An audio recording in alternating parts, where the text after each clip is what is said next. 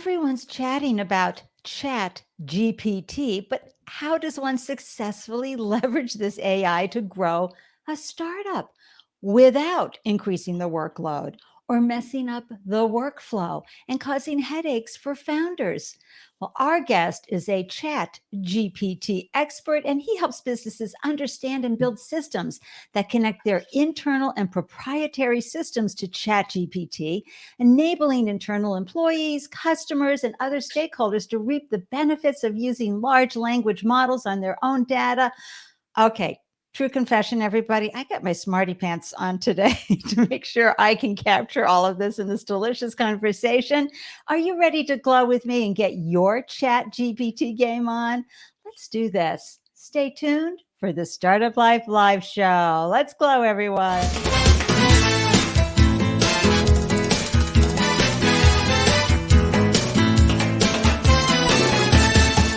Hello and welcome to the Startup Life Live Show. I'm your host, Ande, Lyons, 4 times founder and startup champion to founders around the world. And after raising those 4 businesses, I have such a good idea of what you're crawling through every single day. Come on, let me get my clapper out. You're amazing.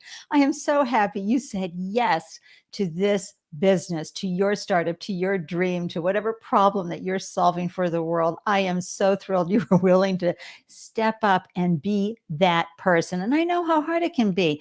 One minute you're popping the champagne and going, yay, I'm a winner. And the next minute you're crying into the champagne because some disaster happened that you could not forecast or anticipate.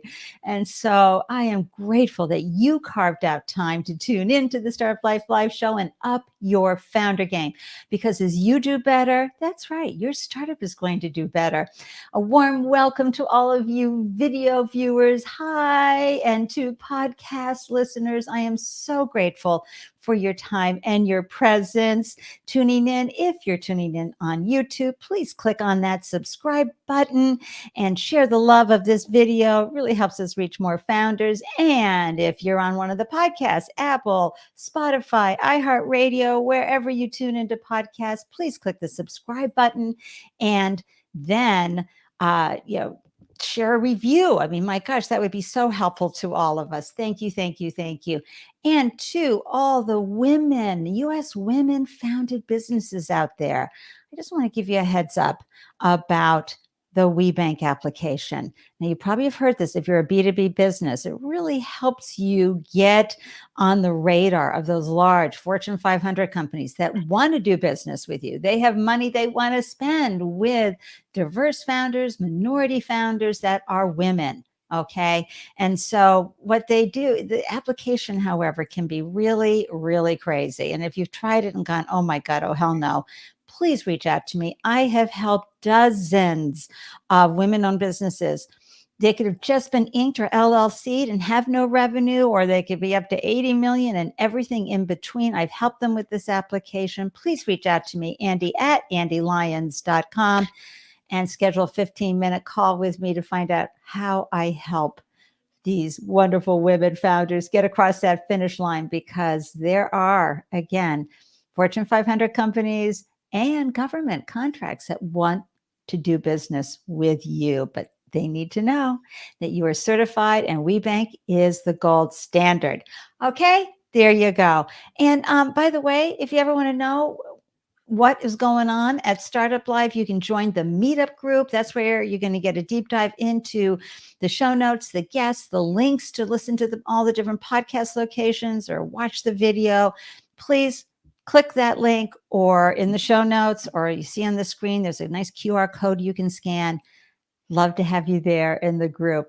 All right. So cannot wait to introduce you to the Smarty Pants. I got to tell you, this is the one and only Shanif Dhanani, and he's the founder of Locusive, where he and his team help businesses understand and build systems that connect their internal and proprietary systems to ChatGPT, enabling internal employees, customers, and other stakeholders to reap the benefits of using large language models on their own data. And I got to tell you, Shanif has a strong background in software and data science, so his lived experiences prepared him for this moment in time. He built machine learning, analytics, and software systems at large companies like Twitter and Booz Allen, smaller startups like Aptia, where he was the founder, and Tap Commerce, which is one of the world's first mobile advertising platforms. So we've got the best to tell us what the with ChatGPT. Here, welcome to the room, Shanif. Yay! Hey, Andy. What an intro. Nice to be here. I'm so happy. Yeah, we need you, something fierce, because we've read all the articles, we've heard the college essays that are getting written by ChatGPT, but bringing it into an already complicated, busy scene like founders are doing, and trying to go, what the heck? Why? I don't have time to be spending on this. So I got to tell you, we're all thrilled that you have come along and taken all of your lived experience and knowledge and dove deep into it and said, I can help businesses out with this. So thank you for joining me. Where are you hailing from? I appreciate that. I am right now in New York City, Midtown Manhattan, for those of you who live here. Yeah. Beautiful place to be, right, folks? And this time of year is so gorgeous. Before we begin and really mining your knowledge at Nice. GPT, please share your own experiences as a startup founder. What called you to actually put out a shingle and become an entrepreneur first? I mean, and was this something you always wanted to do? Did you fall into it? Did you have parents who were entrepreneurs, or were you about solving a problem that needed solving? It's funny, everybody's got sort of their own journey. For me, I actually started because I just love technology. I started learning how to program when I was about 14 years old. And that was around the time when Microsoft was getting really big and some of these other companies were getting really big. And I just thought to myself, hey, like maybe I can use programming to, do well for myself and, for my family. And my family is also entrepreneurial. So my dad, bought a company and sold it. My aunts and uncles basically own businesses. And so for me, I was sort of grown up around all of the ideas that come with running your own business. And I always thought that was just a great way to go. And I love technology. So it made sense for me to do tech businesses. I love that. And I love they had role models. So you knew that it could be an okay adventure to do, because so often switching from that employee mindset to the owner mindset, right, can be really hard for folks if they haven't seen any of those examples. It's very tough. It's very tough. And I was kind of always of the opinion that, hey, look, like if I'm really working hard at something and I'm spending a lot of time, I don't really want to trade my time for money. I want to be able to make a bigger impact and get paid in the long run. And so for me, whenever I have been an employee, I've always been, I've struggled a little bit. I'm like, man, I could do this, differently and do it better. And so I've always been called to basically doing it myself. Said every founder ever. Yep. Wait, I could be doing this better. Come on, anybody listening or watching, you know what I'm talking about. And that's why you've been unemployable many times. The best founders are frequently the worst employees. And so It's funny how that works. Yep. It is. And so, tell us a little bit. I don't know if I pronounced it correctly. Aptia? That's right. Okay. Aptia, you got it. What was that all about?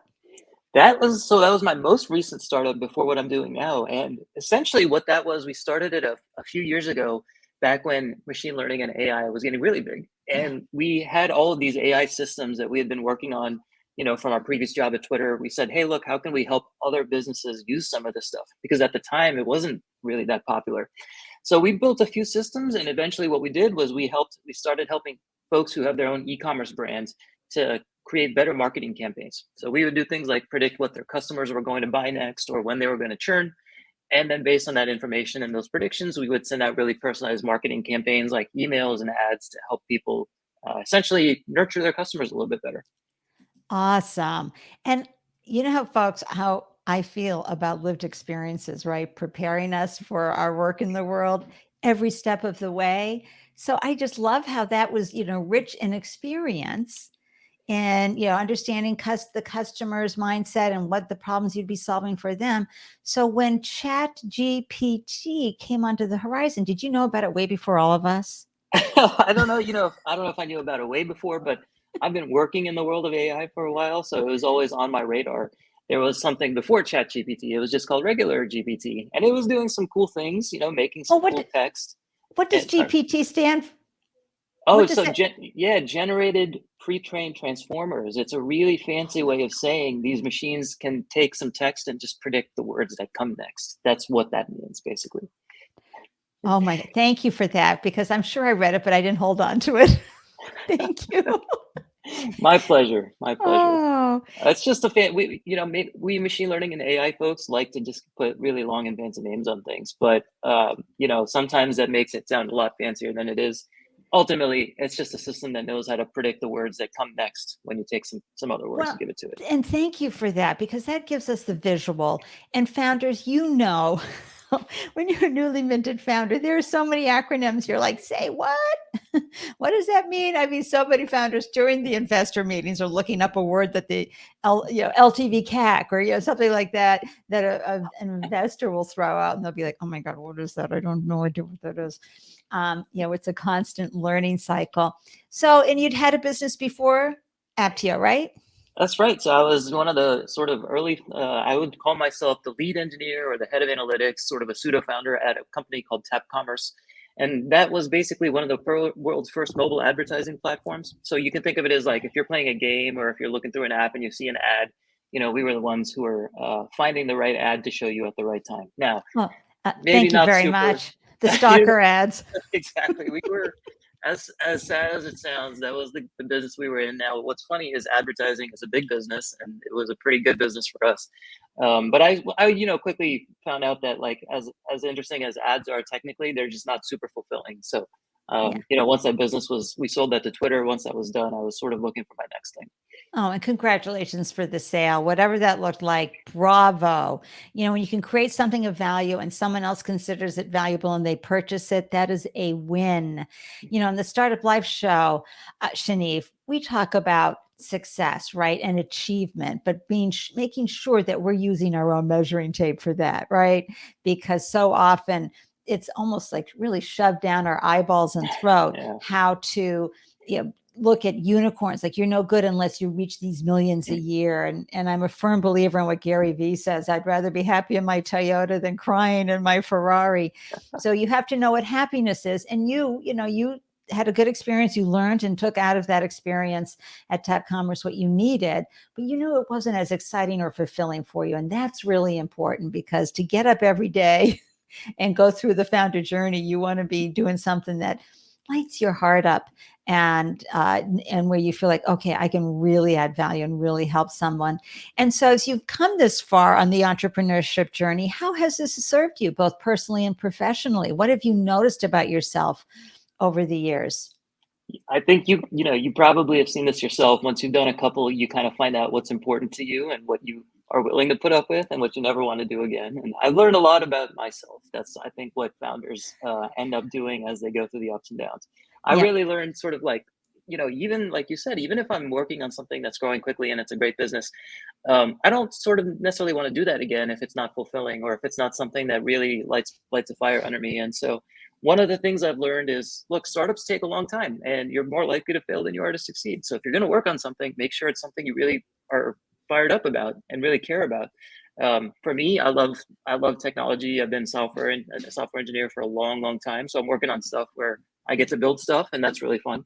Um, Another thing I've learned is when you're starting a business, the earliest 6 months to 12 months can make or break you, because that's when you're coming up with your founding team. That's when you're deciding, hey, should I go out and raise a round, like a seed round right now, or should I wait? That's when you're sort of figuring out product and market and customers. And those early days, as hard as they are, those are sort of some of the best days of a startup life, because let's say you figure it out, then you have a whole different set of problems in terms of growing and meeting your investors' demands. And so one thing I learned was enjoy the early days, while they might be tough, they're fun. Like right now I'm working 14-hour days, but they go by super quickly. And so that's Right. that's a great sign. Oh yeah, you're fired up. It's kind of Yep. like when you first fall in love, those first 18 months, right? Yeah, absolutely. It's the honeymoon period. You It's got the it. honeymoon period. But this is so important. And I'm just having an Andy-licious moment over your wonderful words here, honestly. Because, you're right about the long hours and everything, but also just it's entrepreneurship, everyone, is the best personal development program out there. You're going to find skill sets about yourself and tap into territories that you never knew you had inside yourself. You're going to rise to an occasion and go, what? How did I manage that? And what you might have been afraid of before becomes easy, and you get new scary things that come your way. That's true. Shanif, one thing I'm always telling folks, and I have a fun IG reel and TikTok on this, in short, is you always win when you launch a business, no matter what happens. So thank you for sharing that and reminding everybody about, especially that first 14 to 24 months is very exciting. It's scary, but it's exciting because you're taking that idea and you're implementing it and you're executing it and you're bringing it and you're getting customers. And it's just a wonderful time period. All right. So you helped us understand what the GPT stands for Chat GPT. So what is this and why do we care? And again, I've said this before. We've read a lot about it and chatted about it online, but let's talk about why startups should care about it. Yeah, so I'll answer your question first. So what actually is this thing? Well, I'm sure a lot of the listeners, viewers out there have gone to the website and just typed in a question, and seen as it types something back to you. It's kind of a nice little thing where it looks like it's typing to you. But ultimately, what it is something that can give you content in a way that you need it, and something that can start to reason like a human can. And that sort of opens up this world of possibilities where you can automate things that you were never really able to automate before. So what does this look like? Right now you're starting to see people use this for obvious use cases, like maybe improving their customer support or their search. Maybe you've got a knowledge base and you've already got a bot. You can have that bot start to look through your knowledge base and talk to your customers a little bit more. Or you start to see what sales, where people are saying, hey, write an email for me for this person. I'm just going to copy and paste their LinkedIn profile, create a 3-sentence personalized email for me. So these are all kind of examples of how businesses are starting to use this technology. It's really good in the sense that it understands natural language from the perspective of being able to generate something that's meaningful. And startup founders can really benefit from this because, as we're really resource constrained. We don't have a ton of time, and so the more you can automate things, the better off you are. And this opens up a world of automating things that you never could automate before. And forget even about the way that you can start to use it for new features and new things. This just enables you to be a little bit more productive with your time. Well, we need a whole lot of that because you're absolutely right about the resource scarcity, especially as most of us are doing. We're bootstrapping, right? So it can make it a lot more challenging. And so let's talk about that sales conversion part, because this is, of course, where founders, they're bringing great technology to market, great products to market, great services, but connecting with that customer and really getting a nice idea, a deeper idea of who that customer is, but more importantly, the language they need to hear, right? So they feel related to, that perks their ears up about your company's products or services. How can ChatGPT help them with that? We've seen, I've seen, as I've worked with a few companies, I think there's a couple of use cases in what I'm calling the sales enablement industry, or the sales enablement use case. A lot of this is geared towards the salesperson. And these days you've probably seen there's this big push for consultative sales, right? You're not hard selling customers anymore. You're trying to help them understand what is it that you do and how can this benefit them. And so what I'm seeing is that these salespeople are using ChatGPT basically to help them help the customer. Now, that could look like a couple of different things. One, it could look like when you're first reaching out to someone, maybe you're doing what used to be called inside sales, or you're doing cold prospecting. Maybe you're trying to create a more personalized outlook or outreach for the customer by taking a look at what they do, what sort of things they posted on LinkedIn, what sort of things they posted on Twitter, what are their biggest problems, and then and then creating an outreach email or drip campaign with the help of ChatGPT, which can come up with really sort of personalized emails. So that's one area where a salesperson can use ChatGPT to help their customers. Just making that initial introduction of why should you spend time talking to me? What do I have that you can actually use? And then once you're jumping on a call, there's all sorts of ways that folks are using ChatGPT today. They might use ChatGPT to say, hey, this is our company. How do we, my customer just, or this prospective customer just asked me, how are we different from our competitors? Now, maybe you know that, but maybe there's like one or two things that the customer asked that you're not sure about. So you can use ChatGPT to say, hey, here's our internal documentation. How are we different? What can I answer to this customer right now as I'm on this call. Just typing it up really quickly, and then you'll get an answer back within a couple of seconds. And so now you can start to help customers answer their own questions a little bit more effectively. So these are some of the use cases that salespeople are using this for. And obviously, you've got customer success folks as well who are helping existing customers answer their questions, solve problems, hopefully even upsell them as well. So these are some of the ways that folks are using it for connecting with customers. I got to tell you, this is very exciting. Although I'm thinking of the movie 2001.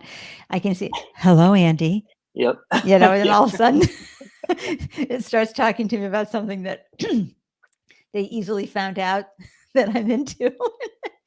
We're getting closer to that. We're not quite there yet, but we're getting surprisingly close. I know, because already everybody knows that you pick up you're on your phone, you're scrolling, and there's an ad for something you were just searching for. Oh yeah. So I know that well. Yep. I know you do. But and so, but at the same time, that level of intimacy, I find it fascinating, especially for I'm a boomer, but I know as a mother of a Zoomer that they don't give it a second thought. Like, this, of course, this is what I want. I want that level of understanding, et cetera, not only as the customer, but as the provider. What have you been hearing among the different generations about this? There's excitement everywhere. So, right now I'm speaking a lot with business owners. They tend to be a little bit, not necessarily older, maybe in their at least 30s or 40s. They tend to be a little bit more focused on productivity. So a lot of those folks are talking. There's sort of two main thoughts here. One is the fear. Oh no, like this thing is going to come out. Are my competitors going to use this to surpass me? How can we use this for our own sort of technology or product to stay relevant? The other side is the excitement. Well, now this opens up this world of possibilities where I can offer 5 new features to my customers, and I can do this and that and maybe improve the level of service.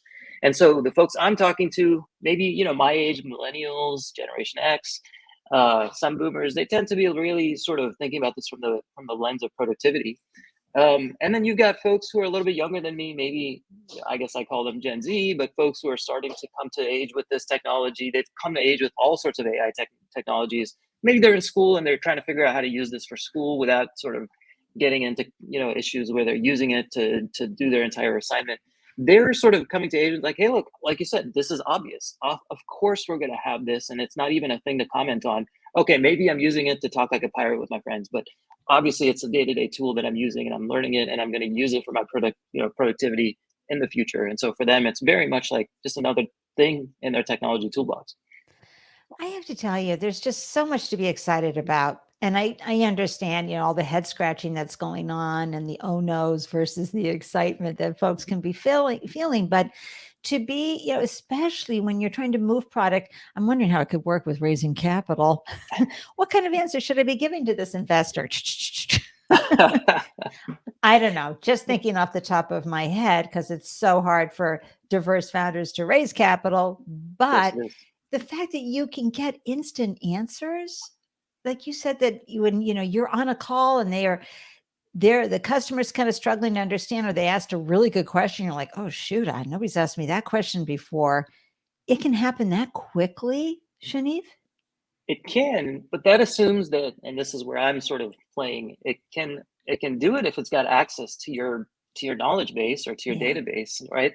Now, the great thing about ChatGPT is it was trained on all this public data on the internet. But if you ask it something about yourself, like how many leads do I have in Salesforce, or what's my PTO as a first-year employee of this company, it's going to fall flat on its face because it doesn't have that data. But right.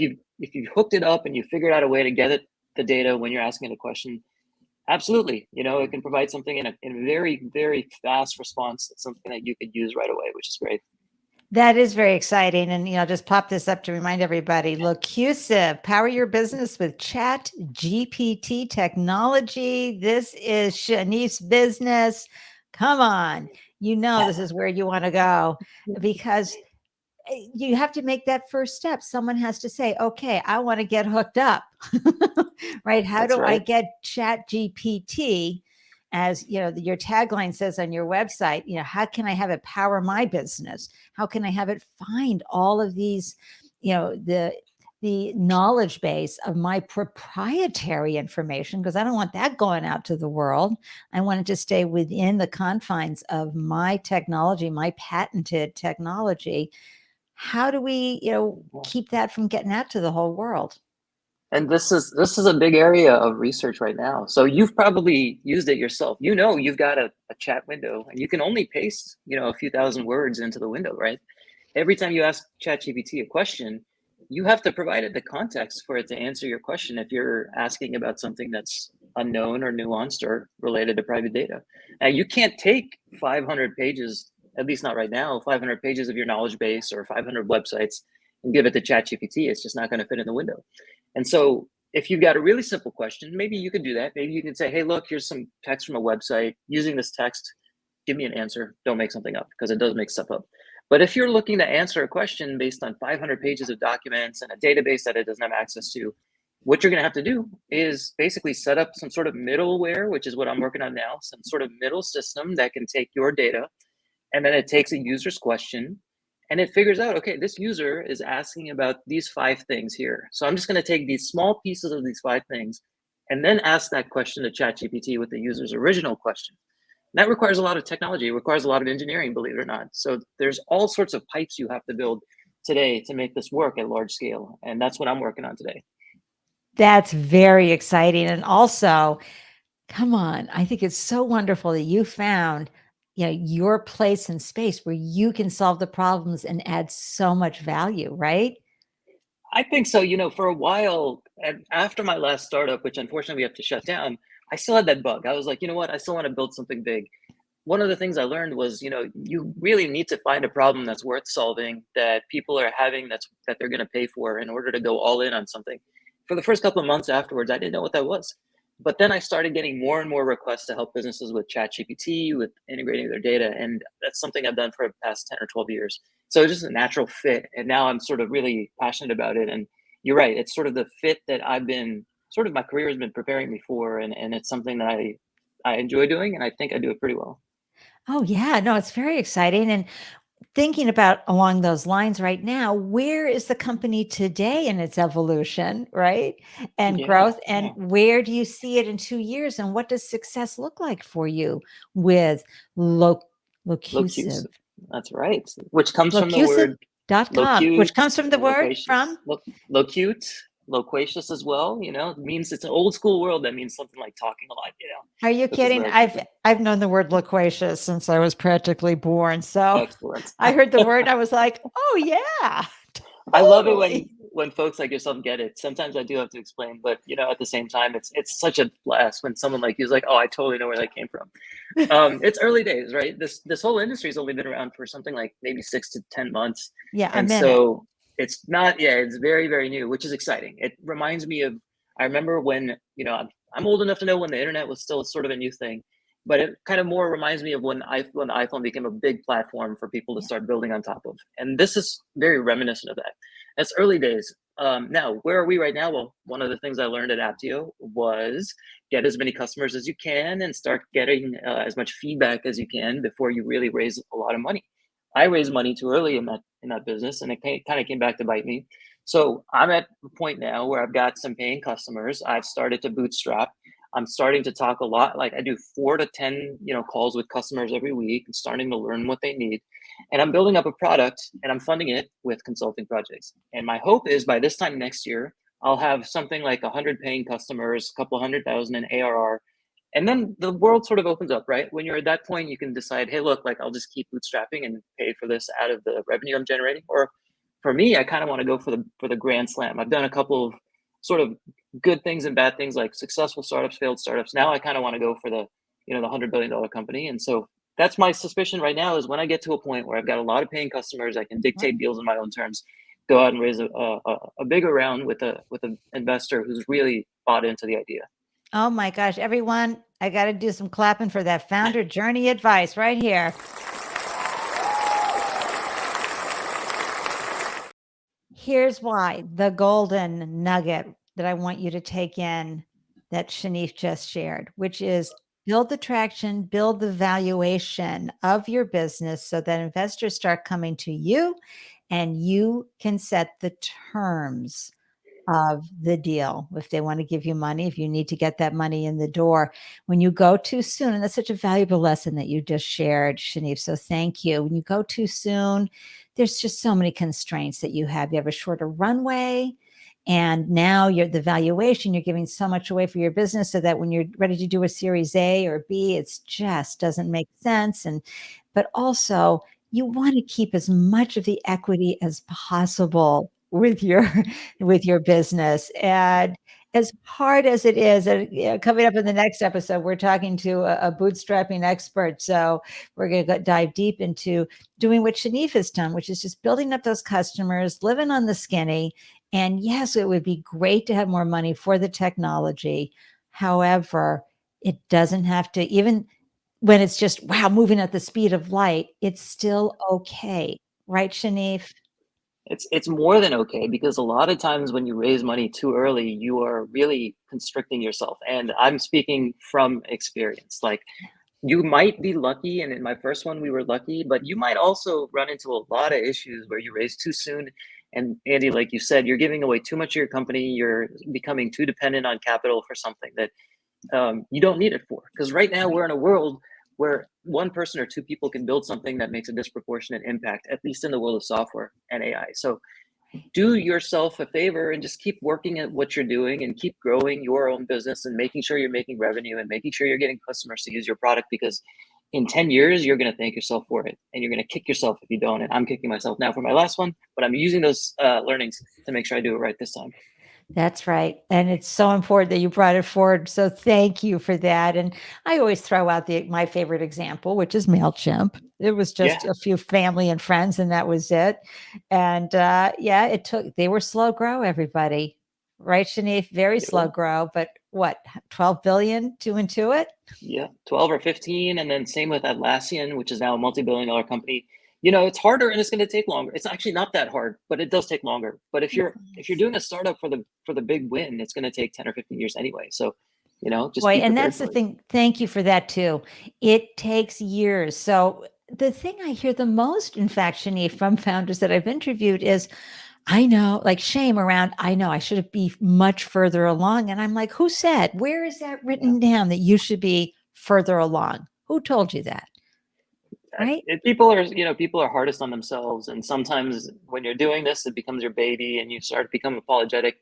But then you don't see, look, you grew 300% in the past year, and you're starting to make a lot of money, and you don't have all of these issues now. So people tend to forget about that. It's really important because you are trying to make a business, right? That's what it comes down to. It's not a game. That's right. Absolutely. And for those of you who are about changing generational wealth, this, it takes time and it is worth it for your family in the future as well. Okay, so let's go into a few of the headaches that can happen for founders that can maybe be prevented, especially if they hire you and Locusive, Yeah. to help them. What are some of the roadblocks? Because as a founder that you have so much on your plate, and the thought of making that integration happen without getting headaches, trying to get the workflow, keep your data protected, all of that. What advice Yeah. can you give founders? And also a little shout out for yourself and a call to action on how you and the team at Locusive can help startup founders. I appreciate that. One of the things founders have or that they don't have, is the ability to have a lot of engineers work on a new Smeltworks project or a new project, which maybe it'll be big, but right now they're trying to fix bugs in production and make sure that their existing customers are serviced. So having someone outside come in and build something like a proof of concept for you, without spending a lot of money, allows you to see what's possible, allows you to sort of test the realm of what you can do with your existing data and this new technology without distracting your engineering team. Now, maybe you're a larger company. I have talked to a couple larger enterprises, publicly traded companies, and maybe they have the ability to take 4 or 5 or even 10 or 20 engineers and get them on a hack or like a hackathon. But even then, you're distracting your engineers for something that you may or may not use. And so the benefit of using an outside consultant is that you can start to see what's possible. And with me, I've been building data pipelines and doing AI for a while, so I'm able to move relatively quickly. I mean, I'm not, I'm decent enough where I can move quickly, where you can see results, and you can say, hey, look, like this is worth investing more into or not. And then when you look at what I've built, one of the things I'm focusing on is data privacy and security. So maybe you have a bunch of great data in your Google Docs, but half of those docs are closed off to the rest of your company. Well, the tech that I'm building now will make sure that the permissions on your docs are respected, so that if somebody goes to your Slack bot, which is another thing I'm building, and types in, hey, what's the company's revenue today? They're not going to get an answer if they don't have access to the source data. And if you are not using technology that keeps that in mind, you might have this data leaked to people who it's not supposed to leak to. Forget about giving it to OpenAI. Just in your own company or your stakeholders, you might get a question answered that it's not supposed to answer because they shouldn't have access to the data. So. I'm like podcast listeners, I'm biting my nails over that one. Like, oh no. You got to keep track of this stuff. Businesses care about these sorts of things, and because I've done a few businesses in the past, I'm more focused on this area. Like, you might see a lot of toy apps come up where people are using it to order something on DoorDash or make a reservation. But I suspect that businesses already want to use this, but they don't really know what's the best way to get started, and they're very concerned about data and privacy. And so some of these things that I'm building now allow you to get up and running without having to worry about stuff like that. And a lot of what I'm doing now is built into the tools that you're already using. So maybe you're looking at Google Docs, like I said, or I've got a plugin with Salesforce, and everything that you do with my product or system or service interacts over Slack, which a lot of tech companies are already using. And so the idea is you move faster, right? As a founder, you want to move fast without risking a lot. And going with someone like me or someone else who's done some similar work allows you to move fast without spending a lot or taking too many risks. Right. And I love what you said earlier, not distracting your engineers, because you know how hard it is to keep those engineers and keep them focused and get all of that done. The last thing you want to do is go, oh, by the way, could you go over here and do? No. Yeah, that's right. You don't want, and that's again the hole you're filling, right? The value add that you're bringing in is just tremendous, and I'm very, very excited about what you're doing with Locusive. So, any last thoughts about what founders need to remember while they're using chat, or if they're thinking about using ChatGPT? There's so many things that have made me, like, the first thing I'll say is try to just use it for something small, and then you'll see how powerful it is. I use it every day for coding, right? Like, I still create software every day. And for me, I use this tool called Copilot, which uses a lot of the same ChatGPT technology, and it's made me very, very effective and productive. So first, just get up and running with it. If you haven't used it yet, it's worth just checking it out. Two, the flip side of that is don't suddenly become all in on the world of chat and pivot your entire business and forget about everything that's already worked for you, right? This is just another tool. It's something that's going to help you do your job better, but you still need to figure out how to do your job in a way that results in efficiencies and productivity that you already need. So balance is always key. And if you are looking to do something like this, start small, right? You might have this huge idea for a product that you could build off of ChatGPT, but one of the things I learned is, build a small product, see how it adds value to people. And if it doesn't, then move on to something else. And if it does, you can start to scale it from there. So start small and stay focused. And by the way, I just using my clapper, folks, but I'm going to also stitch that on a pillow, right? Start small and stay focused. Start small and stay focused. That's actually how I do all of my POCs with any new clients. I suggest one small proof of concept for ChatGPT, and we just go and build it, and we stay small. And once it works, we go on to an MVP, and then we productionize that. So start small. Everybody, here it is. Stitch that on a pillow.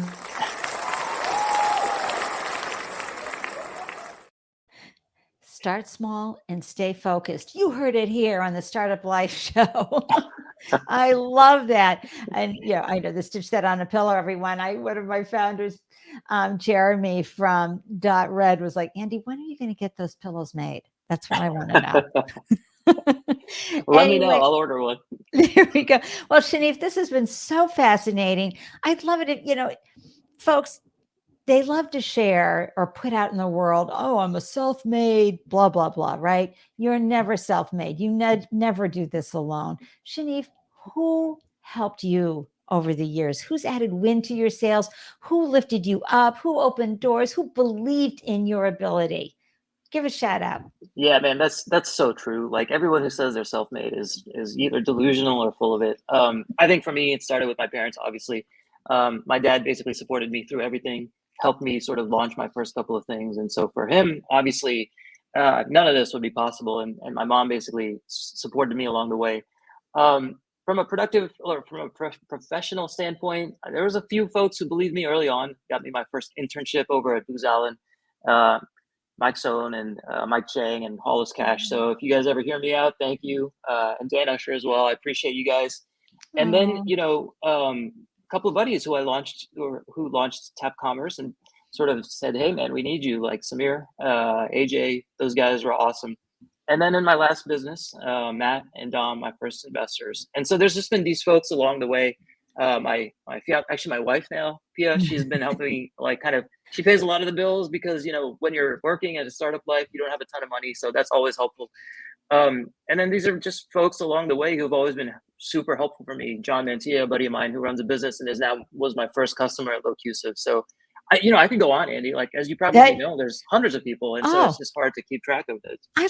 I'm into radical gratitude. Okay. So I like to take a moment because these are people just sometimes it's just a word or holding the space for you to listen while you're trying to churn information Oh inside, yeah, or a beloved, right? Folks, I have this great article on Medium called When Your Loved One Isn't an Entrepreneur, because it's so important that we remember that they love us for who we are, not what we've built. it's true. And so the fact that they're okay, you're having the important conversations. Hey, I'm going to pull some money out of the 401k. Are you good? You need to go a little deeper in those conversations and get their support and have them understand what you're building. So thank you. Shout outs are so important. When you've had those dark days, because you've had the successful and then you've had the rut-row moment, which is Yeah, all good, everybody. You gotta try no matter what, because remember, you always win when you launch, no matter what happens. When you've had those dark nights of the soul, when you have felt inadequate as a founder, what's a mindset hack that has helped you, whether physically or mentally, sort of get through that tough time and come back and feel even stronger? that's a really big one, and you have more of these, I would say, in the early days than you have sort of wins. And so one actually relevant to this, one person I forgot to give a shout out to, I really deserve to, is my buddy Alan, who let me crash on his couch for 6 months when I was sort of homeless, quote unquote, before we had raised our first round at Tap Commerce, where I really didn't have more than $5,000 in my money. And so you just have to keep going. Like, as cliche as it sounds, like, you just have to keep going and believe that you're going to be able to make something happen. And it's like, it is the hardest thing in the world at many times. And so my mindset has always been, look, I'm not going to give up until, like, I just cannot move another step forward. And so for me, it's always just keep going. Two is, actually, one thing that's helped me a lot was stop working. Like, when it's 9 p.m. and you're just burned out and you think you have to get something done, don't. Or if it's the weekend and you're really kicking yourself because you didn't do something, don't do it. And that's not to say don't work hard, because I still work nights and weekends. But when you are feeling that far gone or that far down, you kind of have to take a step back and say, all right, it's not that important. Or, look, I'm just not going to work on this right now, and it's not going to be the end of the world. I'm going to go take some time for myself. And so keeping that perspective, which is very hard to do, is also very important to do. And I don't know if I have a silver bullet for you, Andy. I think it just comes down to willpower and knowing yourself enough to know Right. when to take a step back and when to push forward. Well, Shanif, that advice to stop working is so key. Stephen Covey talks about this in one of his wonderful books, but it's about taking that 24-hour period to not do what you normally do 24/7. It's amazing how it regenerates, okay, and how you can come back even stronger and ready to glow. And I love that advice too. Stop, just stop.